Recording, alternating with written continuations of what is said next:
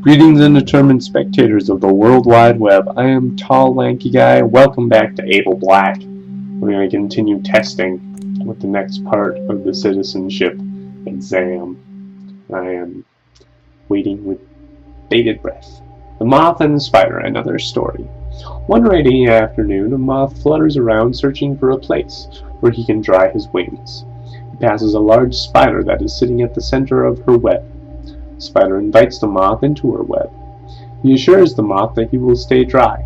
The moth, wary of the spider, declines her offer. He continues to flap his wings fruitlessly in the pouring rain. The spider tells the moth that his delicate wings were not meant for this kind of weather. Cold and wet, the moth agrees and flies into the spider's web. The spider quickly rolls the moth in webbing. The moth, feeling the dry warmth of the web, becomes very tired. He drifts away, never realizing it was the spider bite that put him to sleep.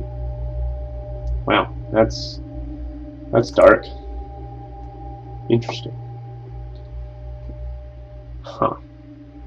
Which is most like mother? A spider. Boom, Snapples. Briefly explain. Because I'm in her web. Yeah. I was trying to put it into words myself, but yeah, that's a good one. What emotion does the image most make you feel? Contempt. Quite frankly. Yeah. Briefly explain your choice. The moth is a fool. It's true. Moth really should have known better. Yeah. Alright, what are we... You come upon a large venomous spider. Its bite is deadly. If the spider bites you, will you die?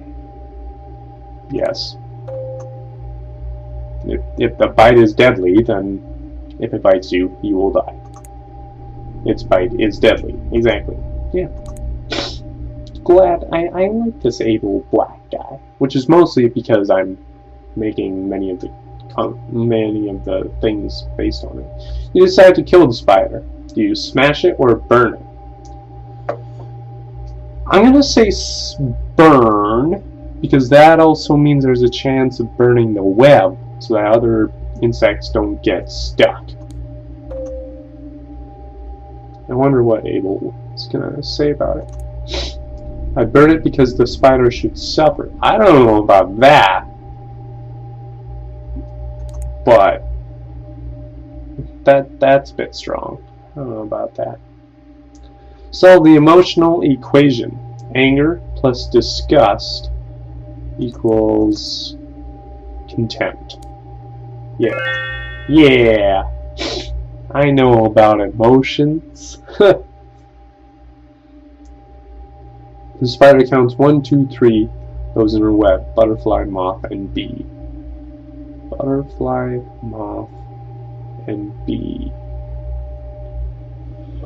Okay. Butterfly.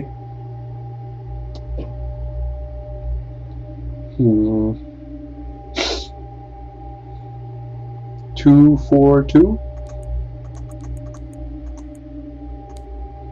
I'm just trying to... No. Okay, that was trying to divide up the legs. So... 1, 2, 3. Those in her web. Butterfly, moth, and bee. Oh, is it for size? Is that it? No. No, it's not for size. Unless it's weight. Those in her web. Butterfly, moth, and bee. Is it?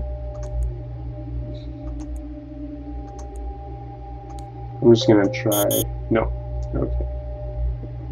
And I'll try 3, 1, 2.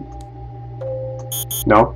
Okay. So that was just me trying to guess whether it was, whether there was any sort of ranking system. So butterfly. Oh, wait. 1, 2, 3, 4, 5, 6, 7, 8, 9. 8, 9. 2, 3, 4. 1, 2, 3. Huh? Yeah, it's the letters. Yeah. Got it. Answer the question below. Violet is an android who is being Violet is an android who is being tested for a malfunction. She is shown 6 images and asked to show the 3 images that have the most emotional resonance for her. Violet's malfunction prevents her from giving a straight answer. Instead, she answers, "Rats emit God." Violet is sometimes prone to bouts of poetic self-expression and madness. However, there is an answer here.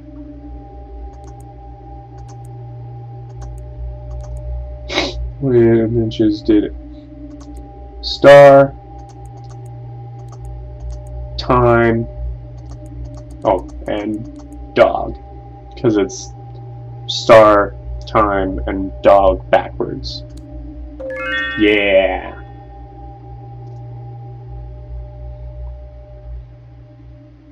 Okay. A rogue android has been hiding messages in handwritten notes. The note below conceals a single word that is believed to be part of a larger message. Decode the hidden word. P-A-S-T, past. That's easy. Don't waste my time with these silly acronyms. That's not an acronym, is it? Maybe it is. I can't remember. If it's not an acronym, tell me what it actually is in the comments below. Solve. Nice. Moving right on along. This is going to be hard. This next one is going to be hard, I can tell. The answer often changes in this clue's missing rhyme. Okay, so I got it. Had to freaking... I apologize. I had to go to a walkthrough because apparently had to put in the time, but the time on my watch is not the same as the time on my computer, so I had to go out of the game, check the time, and, you know. I'm not saying it was a bad puzzle.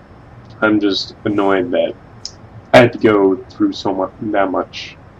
I wasn't going to get it, because I had already thought that it might have been the time, and I tried to see what the time was, and I was wrong, so whatever.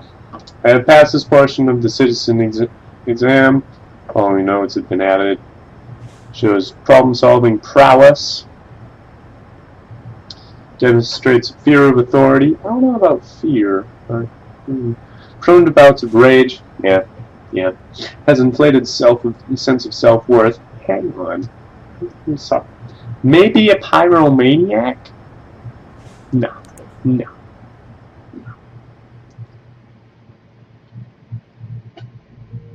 Congratulations, Able Black. You've completed Section 2 of the Citizenship Exam.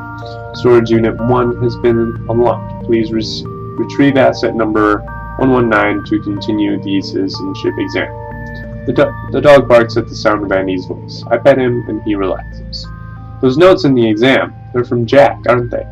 I recognize his writing. You could say that, Andy says. Is that a yes? Sure. Does that mean that my answers to the exam questions are the same as Jack's? Does that bother you, Able Black? I don't know. Did Jack make it out of here? Based on some of the notes I've found, I don't think he did. We're not going to talk about Jack anymore, Andy says. Has anyone made it out of here, Andy? We're not going to talk about that. Please retrieve Asset 119 from Storage Unit 1 to continue your citizenship exam. No. Why not, Able Black? I don't feel like it. I don't like Andy to think he knows what I'll do next. He and I must realize that I'm free to make my own decisions. I'll wait and let him wonder.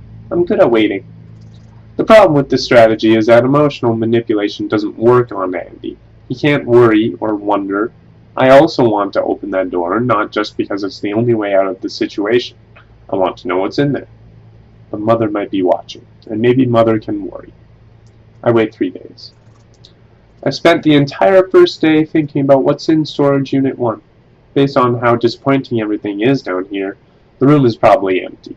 But that can't be true if I'm supposed to retrieve something from it. Maybe it's more robots. I remember a story Andy told me about a man named Noah and his Ark. Noah's Ark wasn't buried in the dirt. It was a great ship full of animals. Maybe Ark 19 is the Android version. Some of what I imagined isn't at all possible. For a while, I let myself get excited wondering if the door will open to the outside world, to the surface. Maybe when I open it, there will be sun and trees, birds singing, and people there to greet me. Mostly I've wondered if there's something awful inside. I'm thinking of the citizenship exam and the spider. Maybe that's what's in there. Mother waiting in a huge web. The dog whimpers. I pet him, and he wags his tail. I decided to name him Jack after the other Jack. I think Android Jack would have liked that. It's nice to have someone else around, even if it's just a robot dog. I try to forget about Storage Unit 1. I make paper planes and fly them down the hallway. Jack retrieves them. He's good, too. He can jump over a meter in the air. For a while it's fun, but after 2 days and 100 paper planes, we're both done. I couldn't wait any longer. I walk down to Storage Unit 1 with Jack on my tail. I stop at the door and stand there for a minute. What do you think is in here, Jack? Jack wags his tail and scratches at the door. I open it slowly. No outside world. No giant spider. It's just a room. 10 meters square. There are 2 rows of floor-to-ceiling storage cabinets. The walls are also lined with cabinetry. The cabinet doors are labeled. On the leftmost wall I find a cabinet marked Assets 111 to 120. I open the door and search for Asset 119. I find it sitting on a shelf. It's a hammer. Hanging beneath the shelf is a uniform that looks like some kind of atmospheric diving suit. It has a big bulbous head. I grab the hammer and continue to explore. There's something in the back of the room. Jack runs toward it and I follow him. It's a chair made of leather and wood. Materials I know, but have never actually seen. The label on it says, Asset number 309, Eames 670 Lounge, date circa 1956. There's a footrest that Jack sits on while I sit in the chair. Everything about the chair is wonderful. Its shape, its materials and textures, and the way it all serves the purpose of sitting. It's a perfectly designed thing, unlike me. I sit in the Eames 670 Lounge for a long time, until my attention shifts to something hanging on the wall. It's a large monitor wired to a 2-tone gray box on the floor. There is another wire leading on from the front of the gray box to a small rectangular object that looks like some sort of interface control. The label on the gray box says, Asset number 333, Nintendo Entertainment System, circa 1985. I turn it on and discover something called The Legend of Zelda. I've never experienced anything like it. The closest thing I can compare it to is the citizenship exam, but this is actually enjoyable. It's like one of Andy's stories, but I'm in control, and I can see and hear it. In a way, there's not much to it, as it's only pixels and sound, but together they make something more. It feels like a living thing, like it has a soul. I couldn't explain it to Andy because Andy doesn't feel. Maybe that's what feeling is, the ability to see the soul in something. Jack sits on my lap and I play for the next 12 hours. Jack sometimes barks and jumps and turns in circles, like he's cheering me on. I don't think he knows what's happening in the game so much as he feels my excitement. When I'm focused, he's focused. And when I'm smiling, he's wagging his tail and licking my face. It makes me happy knowing that, in some way, Jack is experiencing what I'm experiencing. It makes everything feel better, truer. After Zelda, we play Super Mario Bros. 3, and then Metroid. Each time it feels like we're discovering a new world. There's a stack of 10 gray cartridges and 1 gold cartridge. Some have notes attached. There's a note. Is there no note? Okay. Oh, there we go. Up, up, down, down, left, right, BA, start. Nice. Cheat codes. Jack and I take a break and just sit for a while. I notice, for the first time I can remember, I'm not sad or angry. Not in this moment. But there's more to see. There are other things besides the games, things I don't even know about. There's something called a Blu-ray player with another note from Jack. Chinatown, Fight Club, Psycho, Dark City. Nice. But it's the record player in Pink Floyd I go to next. I spend 96 hours listening to music, watching movies, and playing games. Then something that has never happened happens. I fall asleep in the Eames chair and I dream. I dream that I'm trying to eat everything in Storage Unit 1. I'm taking bites out of records and game cartridges. I'm stuffed full, but I continue to eat. I need to hurry because it will all be gone soon. I wake to the sound of Andy's voice and Jack licking my face. I turn my head, and Jack jumps to the other side and starts back up again. I laugh, which is something else that's new and strange. Abel Black, Andy says. I sit up, and Jack growls. What? Have you retrieved asset number 119? I glance down at the hammer sitting beside the Nintendo Entertainment System. I look at all the games, movies, and music. I consider telling Andy about how fantastic it all is, but Andy wouldn't understand, or care. Also, I'm not sure if it's a good idea to let Andy know how much I like all this. Yes, I say. Good. Please bring the item to the airlock when you're ready to continue your exam. I don't do it right away. First, I move the Nintendo and its games from the storage unit to the workstation. I also take the monitor, the record player, the Blu-ray player, and all my favorite movies and records. I take the lounge and ottoman as well. If storage unit 1 is locked, I don't want to risk losing anything. Once everything is moved to the workstation, I grab the hammer and go to the airlock. Okay, Andy, now what? I ask. Please describe asset number 119, Andy says. It's a hammer. It's metal with a rubber grip handle, I say. That's correct, Andy says. Well done, Abel Black. Your next task must be completed within a specified time frame. Are you ready? Hearing this, I'm glad I pulled everything out of the storage unit. I don't know what comes next, and I don't trust Andy or Mother. I'm ready, I say. Excellent. Use the hammer to destroy the dog. You have 5 minutes to comply. Non-compliance will result in shutdown. Andy, repeat that? Use the hammer to smash the dog.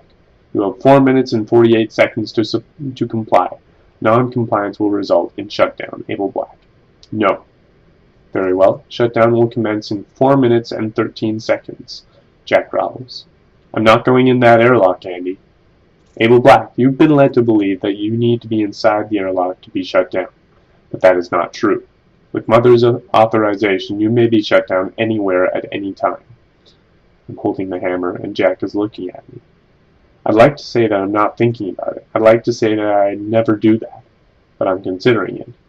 Not because I'm obedient, and not because I think I might actually get out of here if I do. I want to live. I want to feel more of what I felt, playing those games and listening to those records. Things were just starting to feel a little less hopeless. Abel Black, the dog is not real. It is 1.36 kilograms of non-living matter. It is parts, bits, and pieces. There is nothing else to it. I'm looking at Jack. He's trembling. Fear and pain are real. He'll experience both. I'm not going to pretend he won't. If I do it, I'm going to be completely aware of what I'm doing. I encourage you to do that, Andy says. Mindfulness in all things is a good practice. You have 2 minutes and 36 seconds to smash the dog while being mindful of its pain and suffering. I imagine Andy with a robot body again, and my bashing him with the hammer. It wouldn't matter. Andy couldn't appreciate my anger. He wouldn't be scared or hurt. Is his lack of emotion a strength or a weakness? The dog is just parts, right? I asked. That's correct, Abel Black. It's a weakness. Andy is a program. He can be fooled. I look down at Jack, and I swing the hammer. It smashes against the Nintendo Entertainment System. 3 hard whacks, and its bits are on the floor. I gathered the pieces and shoveled them into the airlock. It's done, Andy. Scan the airlock. Scanning airlock, Andy says. There's a long pause. 1.35 kilograms of non-living matter detected. Congratulations, Abel Black. You may continue with the citizenship exam. Wow. This just gets more and more interesting as we go. Oh, man. Okay, well, I'm done recording for today, just because I need to get my ears are getting sore from these headphones, and my head is getting sore from these puzzles, and yeah. So thank you very much for watching. I love this game so much. So yeah, if you like this video, go ahead and click that like button. If you want to leave a comment as to how things are going, go ahead and do that. And if you haven't subscribed yet, maybe that's a thing you want to do. I'll see you later.